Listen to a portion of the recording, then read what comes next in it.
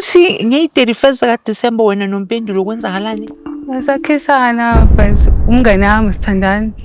Oh, likhisi nje yabangani. Kusho ukuthi nabe yi-31st uyabona ukuthi kumnandi. Ngapha kushaya ama-crickets. Ngapha there's crickets going on in the mouth. Crickets. Bu bu bu bu bu bu. Ngapha wena ungena emlomeni. Ngabe ikiss eyavela ngalolu suku. Okay. Ngo-2022 nge-Valentine. Yeah. Wasakhomphesa uMpendulo amahle. Lapho ngangitshela ukuthi mhlambe cause sike sakhisana naye. Okay. Mhlambe uzokhetha mina into kanjalo. Wasakhomphesa amahle ukuthi uzwa kanjani ngaye. Manje lokho kwasoda 20 December uMpendulo ngiyamthanda. Yabo kwavela ama feelings kakhulu, ngamthanda kakhulu manje